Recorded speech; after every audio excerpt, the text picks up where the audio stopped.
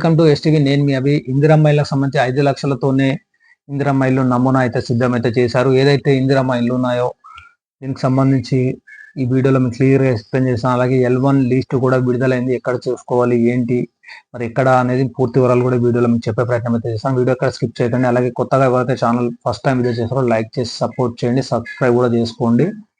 వివరాల్లోకి వెళ్దాం. Indiramma model house నిర్మాణం ప్రస్తుతం ప్రభుత్వం అయితే చేపడుతుంది. దీని ఆధారంగా లబ్ధిదారులు నిర్మించుకునేలా రూపొందించున్నారు. ప్రభుత్వం ఇచ్చే 5 లక్షల సాయంతో ఇంటి నిర్మాణాన్ని పూర్తి చేస్తున్నారు. అందరికీ అందుబాటులో ఉండేలా ప్రతి మండల పరిషత్ కార్యాలయ ఆవరణలో దీన్ని అయితే నిర్మించేలా కార్యాచరణ అయితే చేపట్టారు. ఏవైతే ఇందిరమ్మ మోడల్ హౌస్ ఉందో ప్రతి మండల కేంద్రంలో ఒకటైతే ఫస్ట్ నిర్మిస్తున్నారు. ఇది ఎట్లా అంటే 5 లక్షల రూపాయలతోటి ఎలా నిర్మించాలి అనేది వాళ్ళు ఒక ప్రొఫార్మా అయితే తీసుకున్నారంటే 8 పిల్లర్లు తీసుకోవాలి. 8 పిల్లర్లలో సిమెంట్ ఇటుకలతోటి ఈ రేంజ్ లో కడితే ఈ 5 లక్షల్లో ఇల్లు అయితే కంప్లీట్ అవుతుందని వాళ్ళకు అంచనాకు వచ్చి దాని అయితే ఒక మోడల్ హౌస్ అయితే ప్రతి మండలానికి అయితే ఒకటి నిర్మిస్తున్నారు. దాని ద్వారా జనాలు కూడా చూసి అలా ఇల్లు అయితే నిర్మించుకోవాలని చెప్పేసి ప్రభుత్వం అయితే ఒక ఆలోచన అయితే వచ్చింది.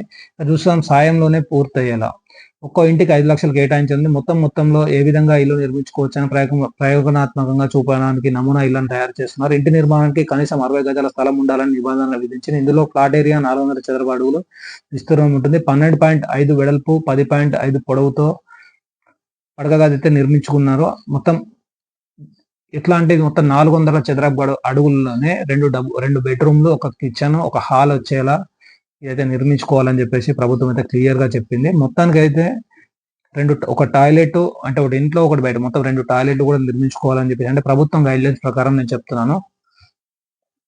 ఒకేలా ఉండాలి. స్థలాలు ఉన్న వారు ఇల్లు నిర్మించుకున్న ప్రతి నియోజకవర్గానికి 3,500 ఇళ్లని విడతల వారిగా అందించింది ప్రభుత్వం నిర్ణయించింది. ఇంటి నిర్మాణానికి గృహ నిర్మాణం ద్వారా ఇచ్చే నమూనా అందరికి ఒకేలా ఉండేలా ప్రతి మండలంలోనూ మోడల్ నిర్మాణానికి శ్రీకారం చుట్టారు. అప్పుడు కాంగ్రెస్ ప్రభుత్వంలో మాదిరిగానే నిర్మాణాలు చేపడుతున్నారు. ఇందుకోసం గృహ నిర్మాణ శాఖలో జిల్లాలో ఒక పీడీ, నియోజకవర్గం ఒక ఏఈలు నిర్మించారు. వీరి ద్వారా ఇందిరమ్మ ఇళ్ల పథకాన్ని నిర్వహించున్నారు. ఏవైతే గతంలో ఇందిరమ్మ ఇళ్ళకి ఎట్లయితే అధికారులు నియమించారో ఇప్పుడు కూడా అలాంటి అధికారులను నియమిస్తారు. మొత్తానికి అయితే ఏదైతే ఉందో ఇల్లు 5 లక్షలతోనే పూర్తిగా నిర్మించి ఇవ్వాలన్నదే ప్రభుత్వ ఆలోచన.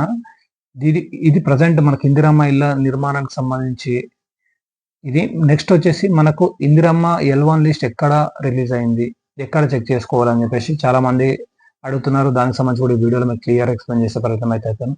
మనకు గ్రేటర్ హైదరాబాద్ అలాగే పెద్ద ఏవైతే డిస్టిక్లు ఉన్నాయో డిస్టిక్ లో అయితే ఎక్కడ L1 లిస్ట్ అయితే రాలేదండి.